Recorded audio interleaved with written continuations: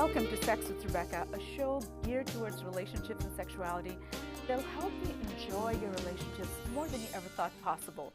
So send us your difficult questions and we'll bring you expert answers unlike anywhere else.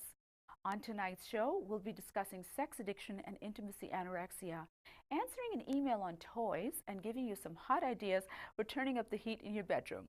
Let's begin with a discussion on sex addiction with our very special and honored guest, Dr. Doug Weiss, president of the American Association for Sex Addiction Therapy, author of numerous books, and one of Oprah's repeat guests. Welcome, Dr. Weiss. Oh, it's so good to be with you, Rebecca. Well, I'm beyond excited and honored to have you joining us tonight. You're such a wealth of knowledge. Since there's so much confusion around the topic of sex addiction, I'd love for you to begin by defining it as in what exactly is sex addiction? Well, I mean, sex addiction is when someone is using sex as a way to either escape past pain, current pain. They use it in a way that it gets out of control. They try to stop, but they can't. They might go into more extreme behaviors. It's a secret. I mean, they're not telling their husband or wife about it. Okay, and if they are without their particular drug, they can go through withdrawals. I mean, it shrinks their social life. Everyone who is a sex addict, I mean, I've been free now for 30 years. I know what it's like to be a sex addict because you're kind of Hmm. possessed. It's like it's all you think about. It's Um, compulsion. Hmm. they know they're a sex addict. Hmm. They know they're sexualizing. They know Hmm. that they're out of control. They know if they get caught, their world's going to explode. So they live with this undercurrent of anxiety. And they also live with kind of this belief that if you really knew me, you wouldn't love me. So they know that they have this kind of undercurrent thing going on in their life. There's so much shame based in all of that type of thinking, and also, from if you knew me, you wouldn't want me to just kind of managing it from day to day. Now, even though people are hearing about it more and more often, some are actually trying to argue against it, despite all the evidence which shows that it's identical to any other addiction as far as the brain is concerned. So, Right. thankfully, the International Compendium of Diagnosis that's used by the World Health Organization does, in fact, recognize the problem. Having established the seriousness of this problem, can we please talk about how one can know if they're sex addict? Now, you said deep down inside they kind of know, but sometimes they need that confirmation. So, what would that look Sure. like, Dr. Weiss? Well, they've tried to stop. They've made promises to stop either to themselves, to God, to their wife, to their husband. Um, they have failed. They have had consequences for their behavior, whether they've lost a Hmm. job or they've lost their ability to focus or whatever. They've had losses. They keep using even though they've had those losses. Does that make sense? Okay, Hmm. and it's more and more to get the same high. What Hmm. used to be 5 years ago, an occasional hit here and there is now 2, 3, 4 hours, or Hmm. or it's more degrading in the way that the presentation of the information or images. And so there's lots of ways. I mean, a lot of clients I see because they fly in from all over the world to come see me. I mean, Hmm. they suffer from depression, marital strife, Hmm. confusion, all kinds of stuff. So, there's an escalation in myriad ways, qualitatively, quantitatively as well, isn't there? Now, is this disorder restricted just to males, or can females also have it? Oh, females are growing. I mean, because of the internet, the anonymity. Men used to be the only people going to the bookstores, but now Hmm. women go on the internet and they're getting addicted to pornography at greater levels. They're getting addicted to the hookups, the anonymous encounters, Hmm. the affair sites are just off the charts. Hmm. Which in America now they're getting dealt with. There's just a federal law that got passed, so they took all the personal ads off of Craigslist, which is really amazing, Hmm. and that just happened. And so we are seeing governments have to respond to this stuff because of the sex trade issue, the prostitution issue, and Hmm. all that kind of stuff. But men and women, every age, every color, every religion, every lack of religion, Hmm. every height, weight, and shape have are able to be sex addicts. Absolutely, and particularly people that come from very traditional cultures or rigid families. I have a lot of pastors I work with, and for them it's even harder because they kind of don't know who to go to. Do I tell a deacon and get shamed because of it? So I'm glad that you've highlighted that it can happen to anyone. In my own practice, about 30% of my clients are females, so Mhm. definitely it can happen to anybody at all. So Absolutely.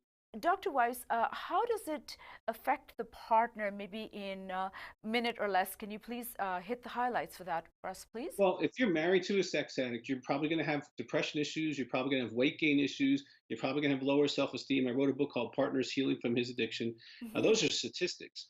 And so it does impact you in every way. And some of the women even have physical symptoms like fibromyalgia are physical issues because of the lack of love or connection that Hmm. sex addiction and intimacy anorexia can cause for a woman who's really trying to connect to someone who's either too immature or too distracted to be in a relationship. Absolutely. Thank you so much, Dr. Weiss. When we return, we're going to be talking about treatment and at the sort of opposite end, intimacy anorexia.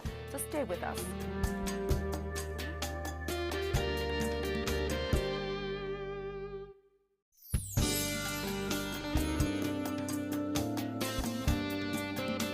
Welcome back to Sex with Rebecca, a show where we bring you expert advice on important matters to help your relationships be more intimate, exciting, and emotionally fulfilling.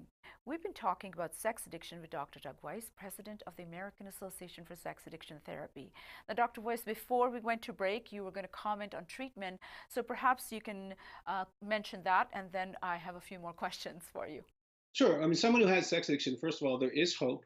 I've seen thousands of men and women get better. I've seen Mhm. marriages restored. That can start on a support group level. There's 12-step support groups. There's outpatient treatment. I would make sure that the person is certified as a sexual recovery therapist or some version of a sexual addiction therapist. There is with intensives, like I do 5-day intensives in my office. They fly Mhm. here. There's people who do inpatient treatments. So there's a various levels of treatment for sexual addiction and even for spouses of sex addicts. We call them partners. And Mhm. so they can start anywhere. There's books. I mean, we have free apps, there's free newsletters, there's free information on YouTube on our stuff. They can start there if they need to and get informed and then just walk as far into it as they need to.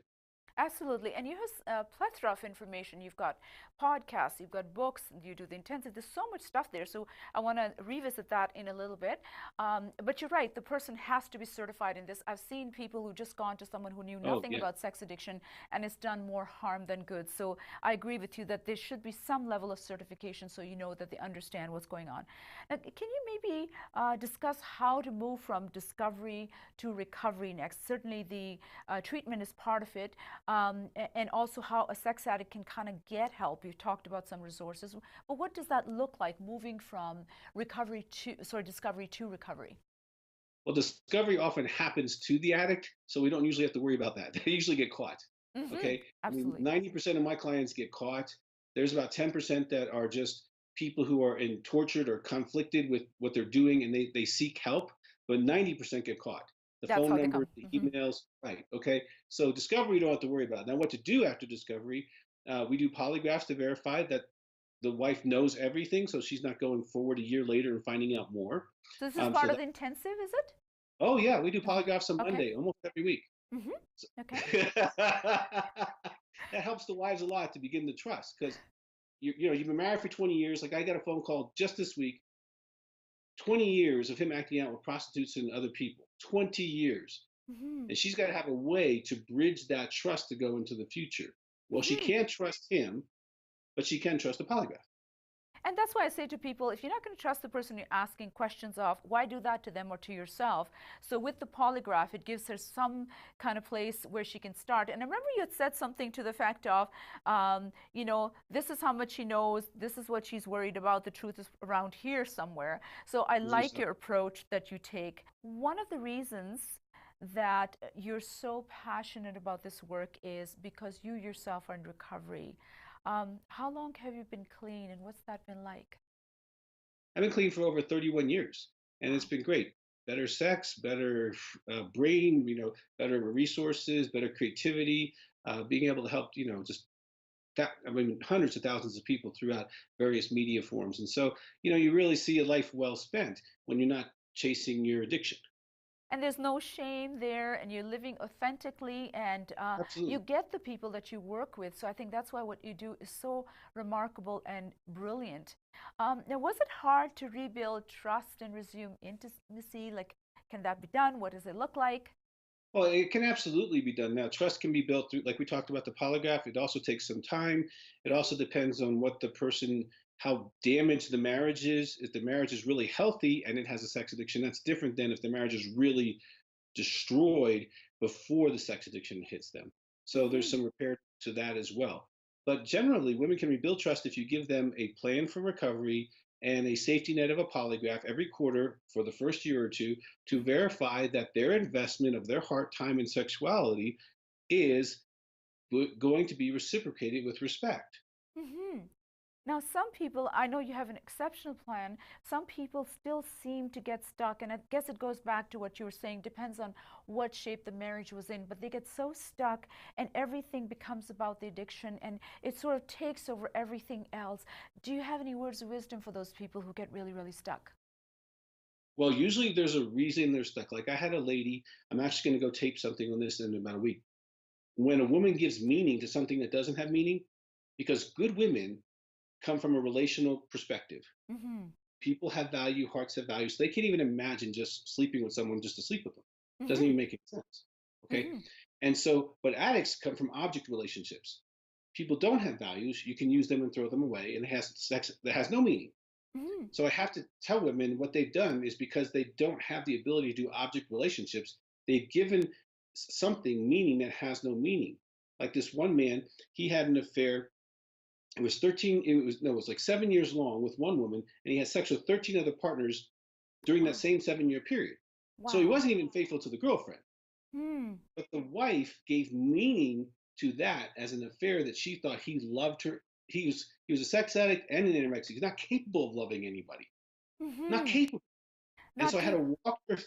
I had to walk her through the steps of object relationship thinking for her to melt the meaning so she could get unstuck. Because if a woman has meaning, you are going nowhere. You know, as a therapist, you're going nowhere. You're absolutely right. I mean, you totally nailed it. That's just it. People give meaning and they don't realize that there was no meaning, or they'll say, "What were you thinking?" And I'll say, "They were just weren't thinking. They were just They doing weren't the thinking. addiction. They weren't thinking, right?" And so you're absolutely right when people add meaning or there's all kinds of implications. And I find, especially with female partners, they personalize it in the sense that you're not attracted to me, you don't love me, Yes, and what can I right. do? And even some stuck women, they go to these extremes because they think that it's just about the sex, and it's no more just about sex than food addiction is about food. Well, lots more to Right. talk about, Dr. Weiss. When we return, we'll be discussing intimacy, anorexia, the other end of the spectrum, and lots more, so please don't go anywhere.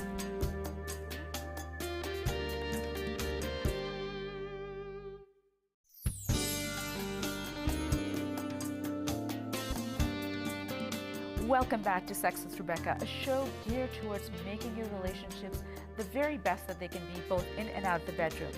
In this segment, we'll be discussing intimacy anorexia with Dr. Doug Weiss, who's written a book on the subject matter, among many others, and who's been a regular guest on Oprah, along with being a favorite media personality with many for his extensive expertise. Dr. Weiss, again, so glad to have you joining us. Now, maybe you could begin by telling us what exactly is intimacy anorexia and the characteristics that define it. Okay, great. That's easy. Intimacy anorexia is the active withholding of emotional, spiritual, and sexual intimacy from your spouse or primary partner. Everyone else thinks you're a wonderful person. Okay? Now, what that looks like is they're too busy for you. They blame you for problems in the relationship. They withhold love, especially the way you like to be loved. Mm. They withhold praise. They'll withhold sex or be disconnected during sex. They're unwilling or unable to share their feelings with you, but maybe others. Use anger and silence to make distance with you. Have ongoing or ungrounded criticism of you. Sometimes they control around money, but you will oftentimes feel like a roommate. If you are married to someone with intimacy anorexia, you keep begging to be loved, and Mm. it's like we're roommates, and you can't get anywhere.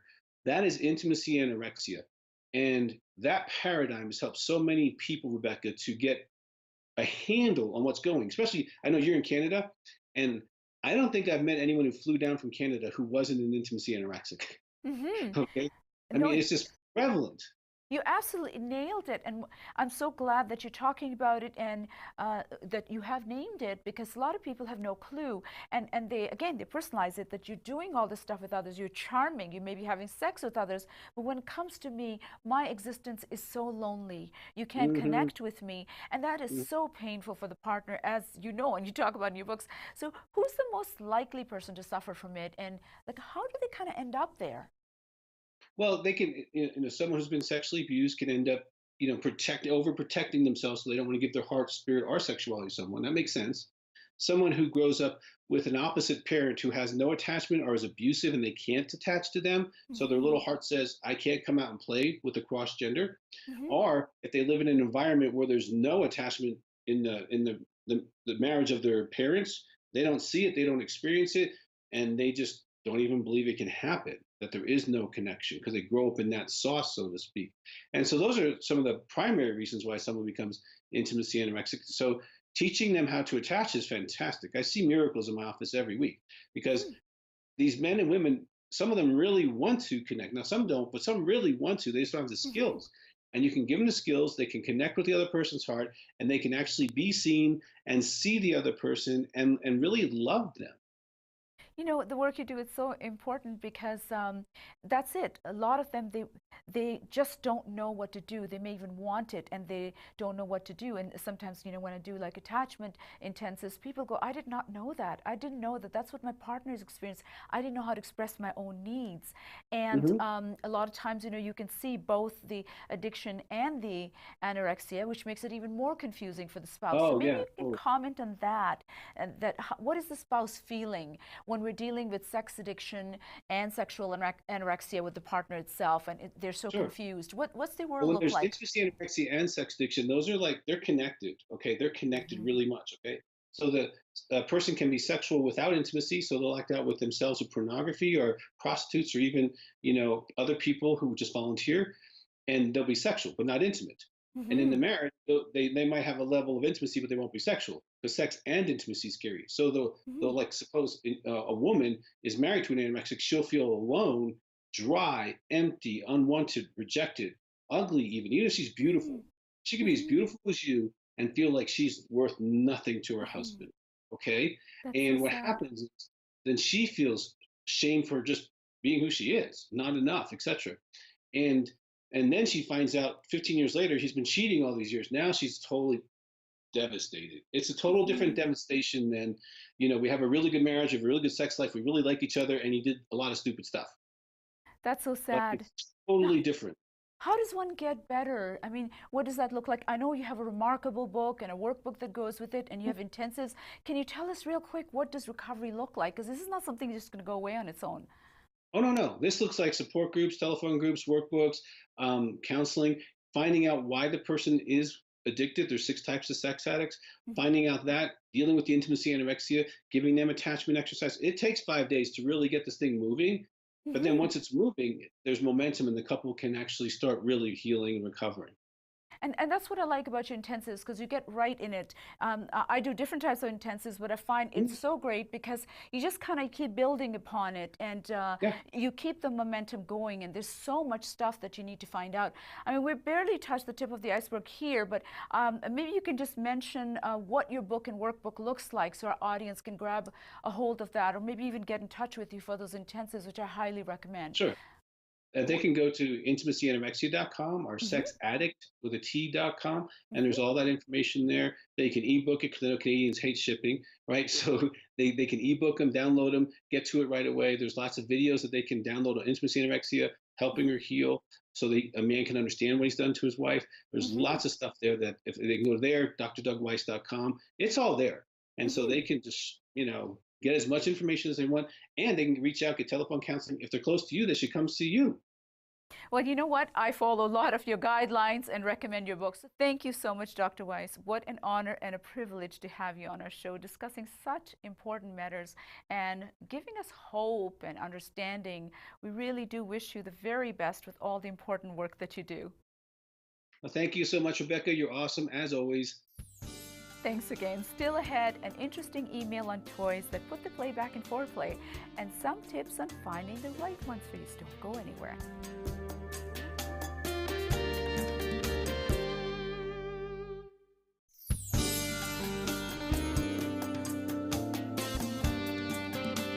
Welcome back to Sexist Rebecca, geared towards making your relationships more robust than you ever thought possible. So send us your questions, and we'd love to bring you expert advice. Today's question is from Justin.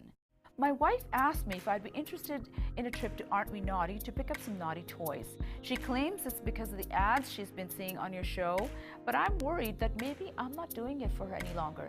I mean, if things are working down there, why do you need some extra stuff? Signed, Justin. Justin, the operating word is extra. Most of the time when someone suggests trying out something new, it's about an addition, not necessarily a substitution. It's like no matter how much you enjoy home-cooked meals, it's always fun to go out for dinner every now and again. To sample new flavors, not to mention let someone else worry about all the hard work. Toys kind of like that. They assist in providing additional sensations above and beyond what one person can do without any exhaustion. It's also a way to treat our partners and indeed ourselves to some additional oomph that would be hard to manage otherwise. And it makes our job infinitely easier. I mean, think about it. Although we can walk to the grocery store, having a car help us carry all our stuff is much easier. And we can certainly wash dishes, do the laundry, and mow the lawn manually. But a little machine here and there can make our jobs infinitely easier, especially when we're tired. And with sex, you're also talking about the body habituating to the same old. So have some fun, Justin, without getting too concerned. If you're wondering, what if she won't need me? Trust me, Justin, she'll always need you. A toy can't hold you, talk to you, or cuddle you. All the essential ingredients that are crucial to intimacy. The key is it's okay to enjoy some extras, but don't rely strictly on those, because then you're missing out on a major component in truly having that mind, body, and soul experience. Because the last time I checked, no matter how awesome the gizmo, and there are plenty of those out there, they can't reach the mind or soul. Only you can, Justin. So relax, go shopping together, have a sales associate help you out, find something that'll tickle both your fancies, and voila. Just be sure to get some high-end stuff. This is an important investment after all, because lower-end stuff can create issues. If you stick around, we'll offer you some great tips on that process as well. To our audience, if you have any questions of your own, do write us. We love your involvement. Speaking of which, if you enjoy the show, we'd really like you to subscribe to our YouTube channel. And if we have enough people connecting with us, we'll be uploading some additional stuff that's too hot to be aired on TV. So do help us make that happen. Still ahead, how to get back in the game if you've been out of the game for a while. So stick around.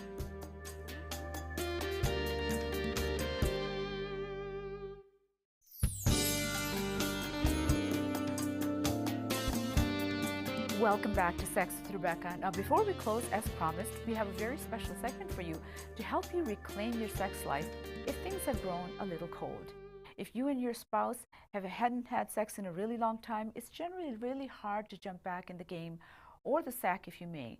To make the process easier, or just to get to know each other all over again sexually, you can always try Sensate Focus. It's a 6-week process that takes penetration and all the anxiety around it off the table for both sides.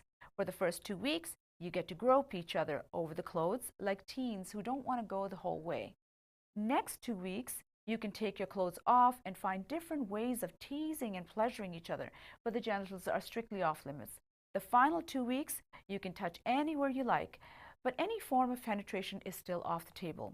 After you've completed the 6 weeks, you get to do whatever you want. The anticipation would have built to the max, your fears would have settled, and you would have discovered new ways of pleasuring each other. Happy trails. Don't be afraid to try the toys. Just go to the store and have them help you out. Thank you, viewers, for joining us tonight. Be sure to tune in again next week. And don't forget to email us your questions and subscribe to our YouTube channel to catch up on missed episodes, to watch your favorite shows again, and to access some pretty hot stuff that can't be aired on TV. I'm Rebecca Rosenblat, your host, wishing you happy, healthy, and passionate relationships. Until next time.